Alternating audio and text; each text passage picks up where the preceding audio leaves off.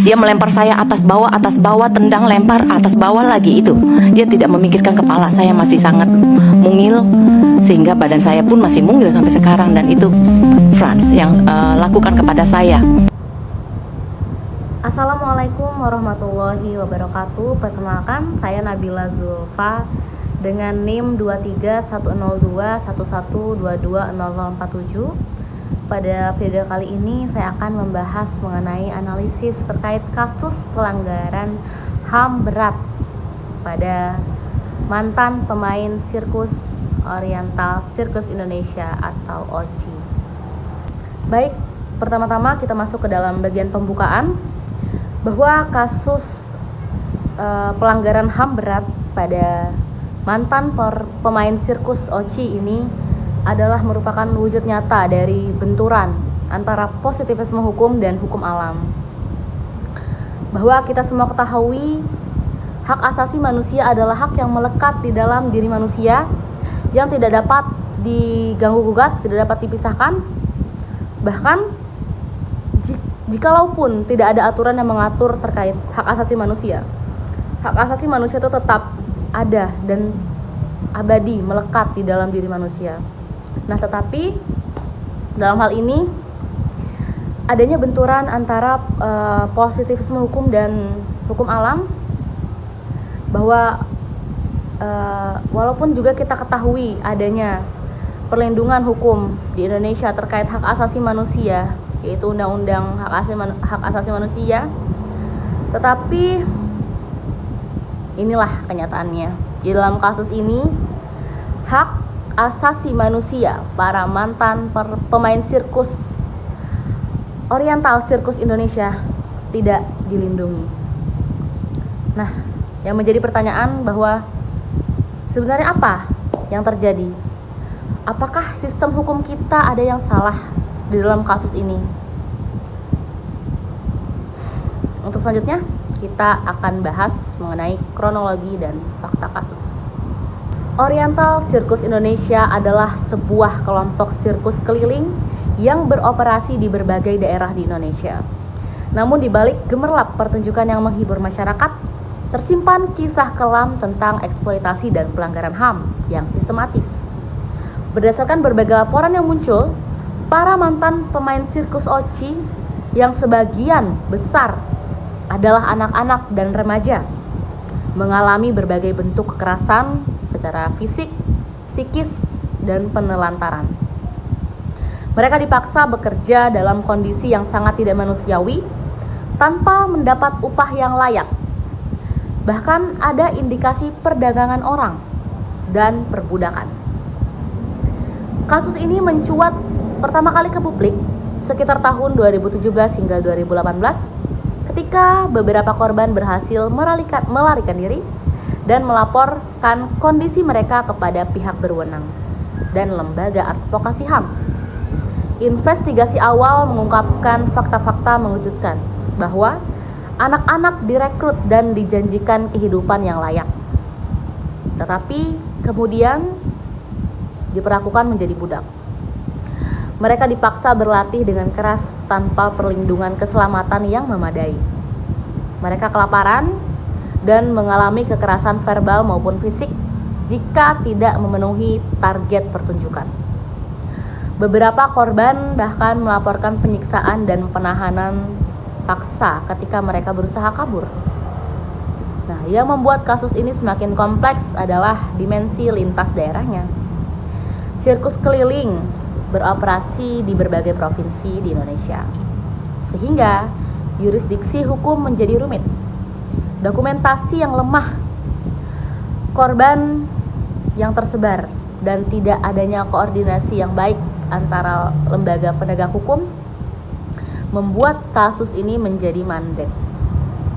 Hingga saat ini, meskipun sudah ada laporan polisi dan beberapa tersangka saat diperiksa, tetapi proses hukum berjalan sangat lambat.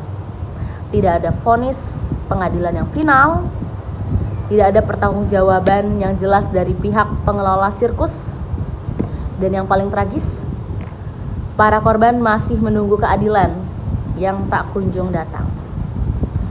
Pertanyaan besarnya adalah mengapa sistem hukum kita gagal memberikan keadilan bagi mereka, kelompok rentan. Selanjutnya kita masuk ke dalam perspektif hukum alam atau natural law, bahwa untuk memahami kasus ini secara filosofis, kita perlu melihatnya dari perspektif hukum alam atau natural law terlebih dahulu. Teori hukum alam yang berakar dari pemikiran filsuf seperti Thomas Aquinas, John Locke, dan lainnya menegaskan bahwa ada prinsip-prinsip moral yang universal yang berlaku bagi semua manusia, terlepas dari ada atau tidaknya hukum positif yang mengatur.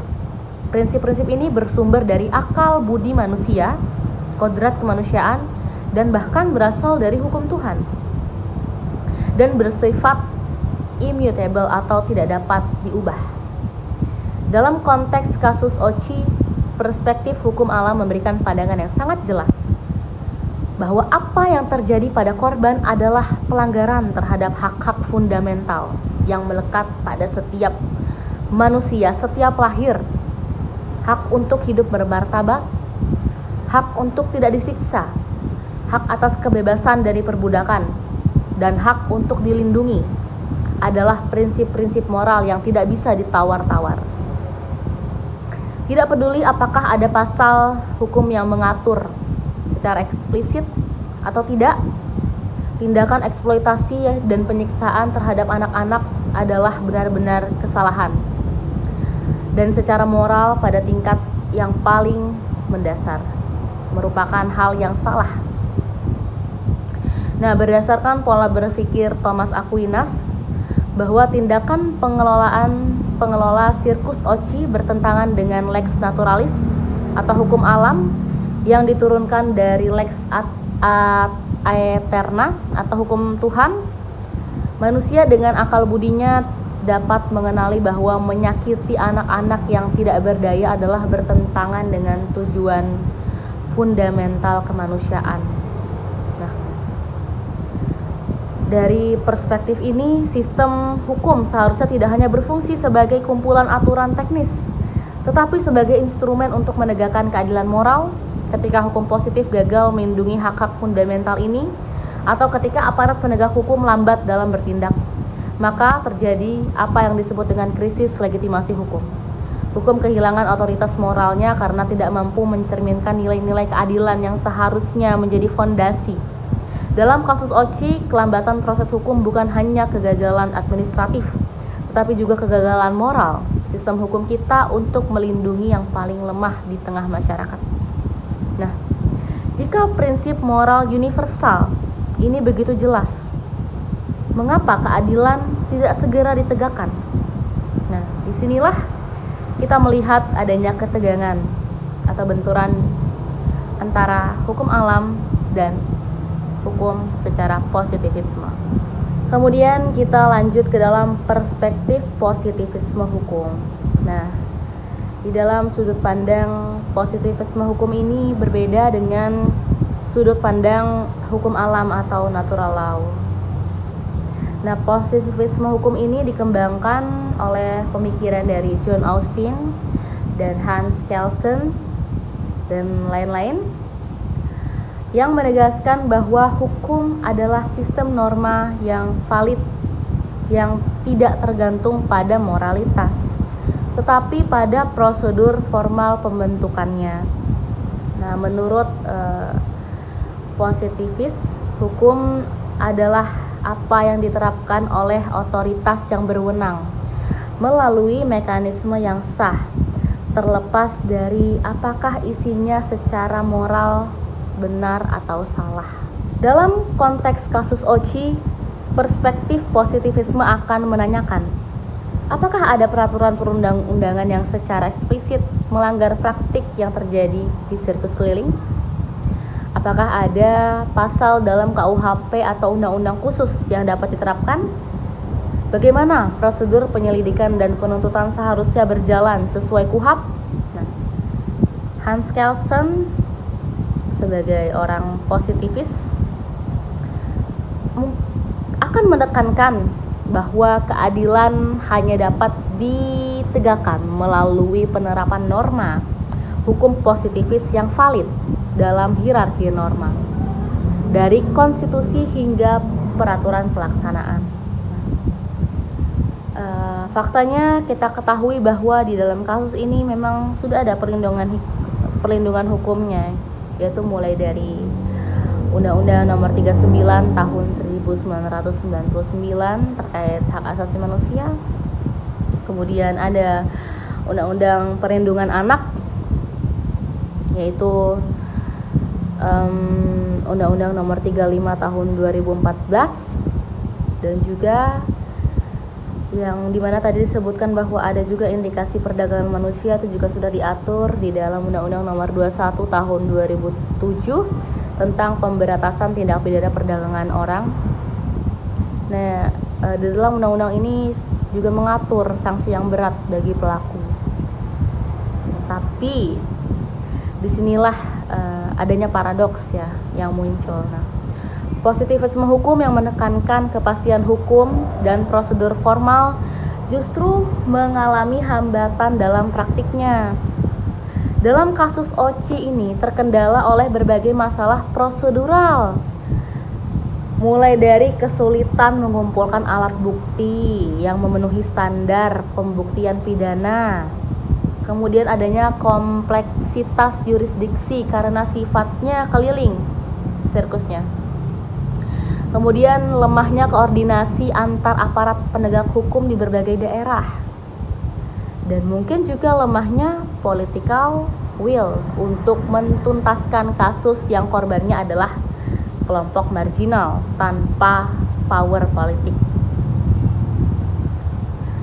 Nah, kritik terhadap pendekatan positifis dalam kasus ini adalah bahwa fokus berlebihan pada prosedur formal dan kepastian hukum itu justru mengabaikan substansi keadilan itu sendiri. Nah, ketika aparat terlalu rigid dalam menerapkan aturan bukti, ketika birokrasi peradilan bergerak sangat lambat, korban-korban yang sudah trauma justru mengalami viktimisasi sekunder. Kepastian hukum yang seharusnya melindungi justru menjadi tembok yang menghalangi akses terhadap keadilan. Disinilah kita melihat keterbatasan fatal dari positivisme hukum murni. Ia bisa menjadi legalistik dan teknokratis sehingga kehilangan sentuhan kemanusiaan yang seharusnya menjadi jiwa dari hukum itu sendiri. Kemudian kita masuk ke dalam analisis kritis terhadap benturan keduanya, yaitu tadi antara sudut pandang hukum alam dan sudut pandang positivisme. Nah, sekarang mari kita analisis secara kritis mengapa kasus Oci menjadi contoh sempurna dari kegagalan hukum ketika natural law dan positivisme tidak terintegrasi dengan baik.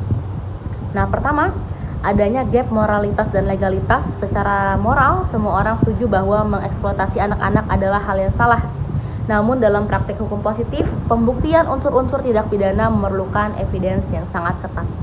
Korban-korban yang trauma sering kesulitan memberikan kesaksian yang konsisten. Nah, kemudian juga dokumen pendukung sering tidak ada karena sifat informal operasi sirkus. Kemudian pelaku bisa berlindung di balik ambiguitas legal ini. Nah, kesenjangan ini membuat keadilan moral tidak otomatis diterjemahkan menjadi keadilan legal. Nah, yang kedua, adanya problem struktural dalam sistem hukum kita. Positivisme hukum mengasumsikan bahwa sistem hukum berfungsi dengan secara efisien dan imparsial, tetapi realitasnya sistem peradilan kita masih dipenuhi korupsi, kekurangan sumber daya, dan bias terhadap kelompok marginal. Para korban Oci yang sebagian besar berasal dari keluarga miskin dan tidak berpendidikan, tidak memiliki akses legal yang memadai. Mereka bahkan tidak tahu harus melapor kemana. Nah, sementara pelaku yang memiliki power, ya, di sini bisa memanfaatkan celah-celah hukum. Kemudian yang ketiga, ada ketidakseimbangan power dalam penegakan hukum. Nah, natural law mengasumsikan adanya prinsip keadilan universal, tetapi dalam praktiknya keadilan sering menjadi privilege bagi mereka yang punya kuasa. Nah, kasus Ochi tidak mendapat perhatian media yang masif, tidak ada pressure dari publik yang kuat, dan tidak political will dari pemerintah karena korbannya bukan figur publik atau kelompok yang electoral power. Ini menunjukkan bahwa tanpa mekanisme yang kuat, prinsip moral tetap menjadi retorika kosong. Selanjutnya kita masuk kepada bagian rekomendasi solusi, yaitu menyeimbangkan natural law dan positivisme. Nah, berdasarkan penjelasan tadi, kita menyeimbangkan prinsip moralitas dari natural law dengan kepastian hukum dari positivisme untuk menyelesaikan kasus seperti kasus Ochi ini dan mencegah kasus ini terjadi lagi di masa depan. Nah, pertama-tama kita memerlukan apa yang disebut value-based legal positivism atau positivisme hukum berbasis nilai. Nah, ini berarti sistem hukum positif harus secara eksplisit menginkorporasi prinsip-prinsip moral fundamental, khususnya perlindungan HAM sebagai norma yang superior. Nah, dalam praktiknya ini bisa diwujudkan melalui constitutional review yang lebih aktif terhadap peraturan-peraturan yang berkemungkinan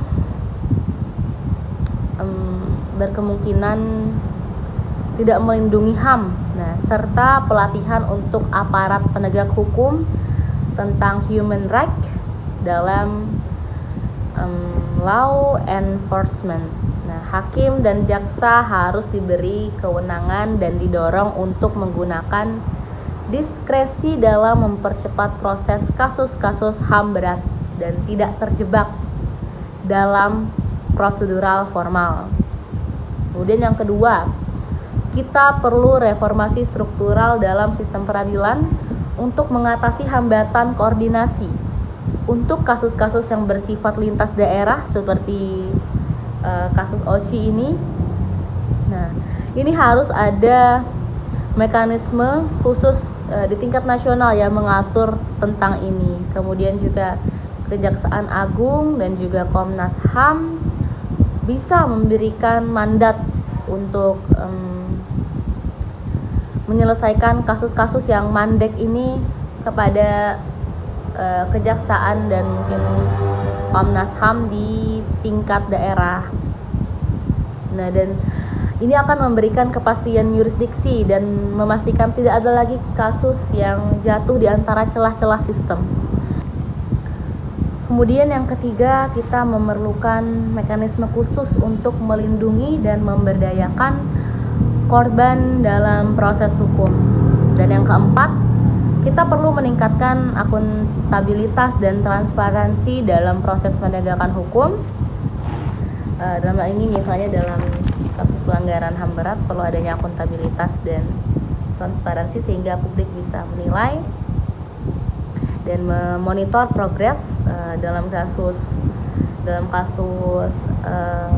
pelanggaran HAM berat ini. Kemudian yang kelima, perlu ada political will dan komitmen dari level tertinggi pemerintahan bahwa perlindungan kelompok rentan adalah prioritas nasional. Dan yang keenam, dalam jangka panjang kita perlu transformasi paradigma hukum dari legalitas yang pure menjadi keadilan yang lebih diutamakan daripada legalitas itu sendiri.